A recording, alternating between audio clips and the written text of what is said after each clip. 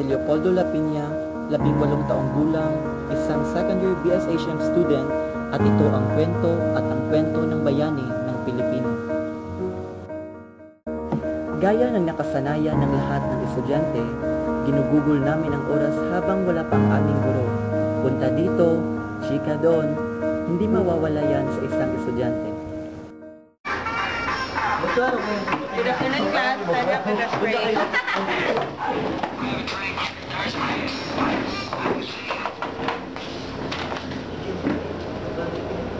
Father, in the name of the Father, Spirit, Amen. Our Father, who art in heaven, hallowed be your name, your kingdom come, your will be done on earth as it is in heaven. Give us today our daily bread, forgive us our sins, as we forgive those who sin against us. Do not bring us to the test, but deliver us from evil. Amen. And Father, the Son, and the Holy Spirit. Amen. Good afternoon, Jesus.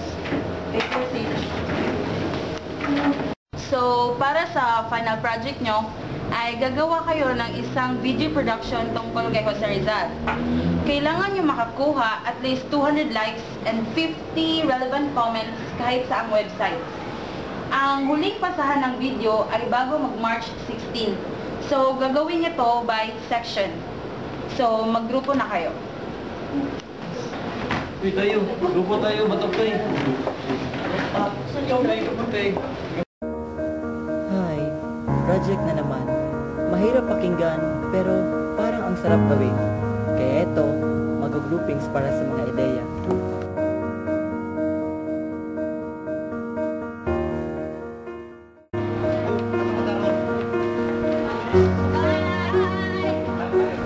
Isang makabuluhang araw para sa araw na ito. Sana bukas kailangan. Matapos kong makaharap ang mga classmate ko sa school, etong mga kalat at gawain naman dito sa bahay.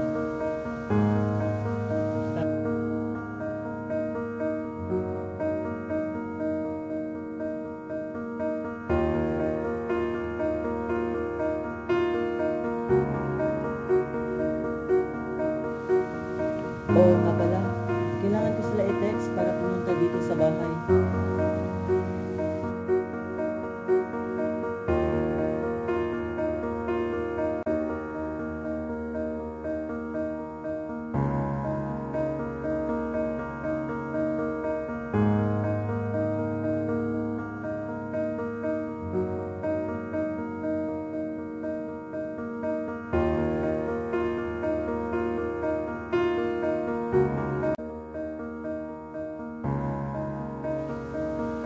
Sa kalagitnaan ng kabisihan ko, nang bigla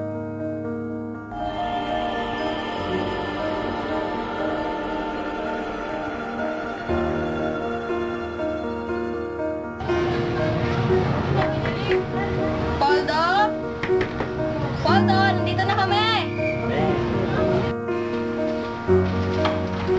So, mga classmate, pasok kayo. Ako naman kita.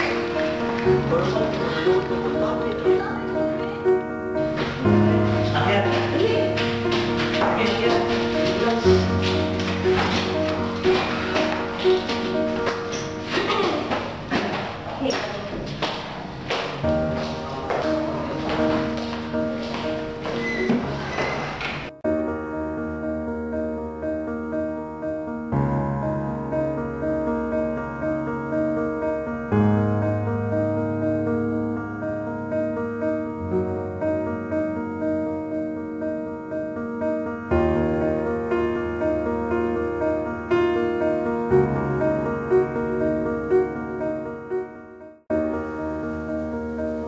Dumating na sila at agad kaming nagsimula magbigayan ng mga ideya at sa sobrang pagod, natulog kami lahat. Ngunit tila may kakaibang nangyari sa akin at bigla na lamang daw akong naglaho.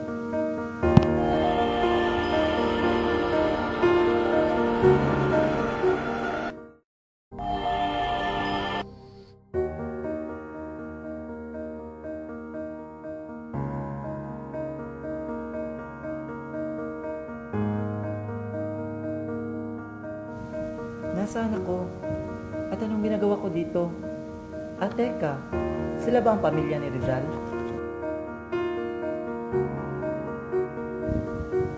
Oo nga, sila nga. At ang paligid, ito nga.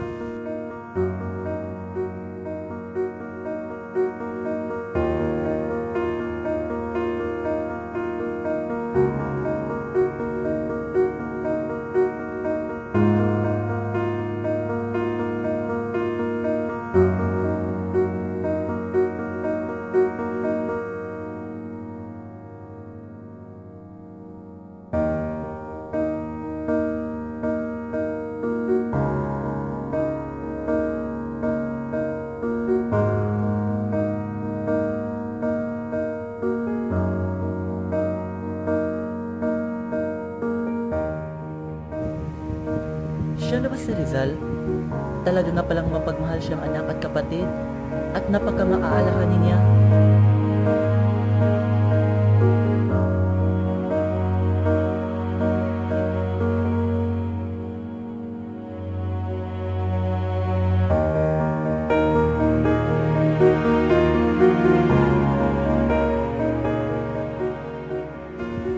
Teka, saan na naman siya pupunta?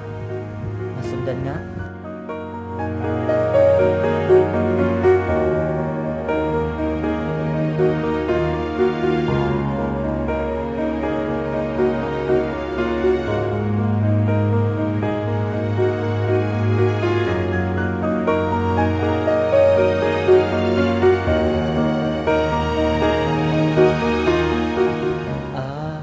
Dito pala siya pupunta.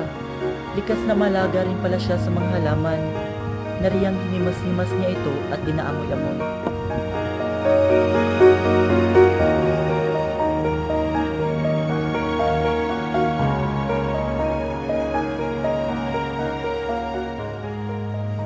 Si Rizal din ay isang mabuting mamamayan at kapitbahay. Lahat ng nasa salubong niya ay kinakawayan niya at kinakamusta.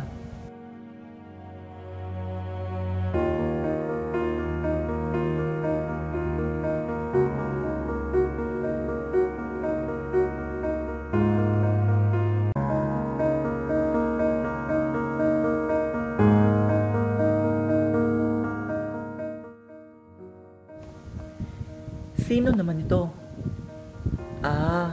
Siya siguro ang isa sa mga naging pasyente ni Rizal.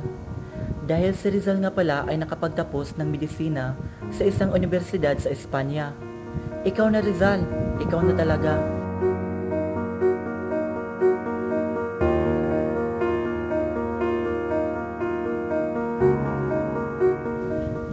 Sa larangan siguro ng pag-ibig, si Rizal na siguro ang pinakamatindi magmahal.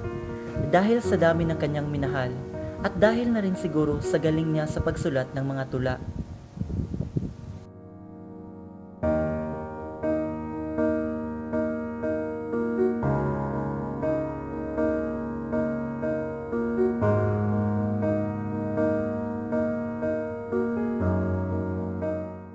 Speaking of pagsusulat, ano naman kaya itong sinusulat niya at tila seryoso siya?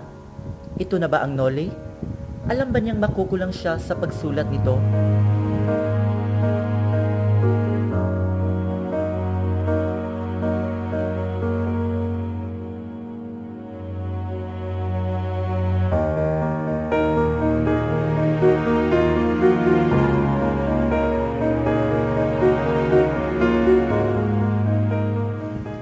At dumating ngayong araw na nakulong siya.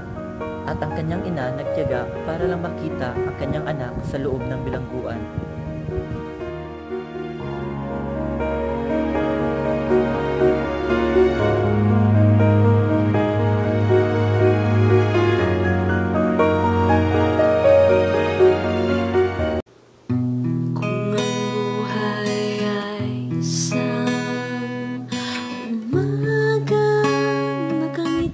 Hanggang sa loob ng kulungan ay tila may sinusulat siya. Ito pala ay ang sulat ng kanyang pamamaalam. Sinusuyo ng bituin, di mo pansinin ang langit.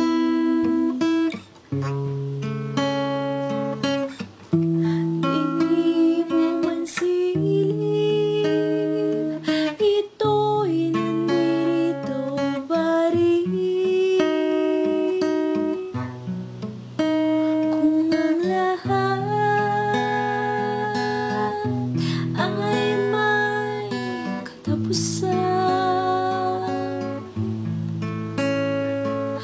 itong paglalakbay ay makakarating din sa paroroonan.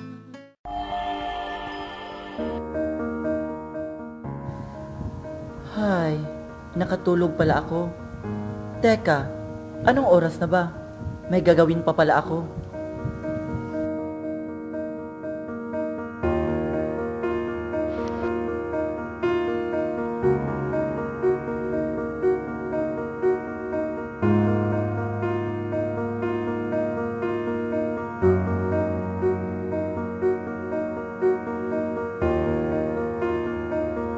Daniel po! Madam Mimi! Oh, dahil mo yan! Hindi mo si Jenny, si Sheena, o ito sila. Natutuwa ka. At yan ang kwento ko mula sa paglakbay at pagtanaw sa mundo ng isang bayaning Pilipino. At ito ang kwento ng Jose, ang mundo ng bayani.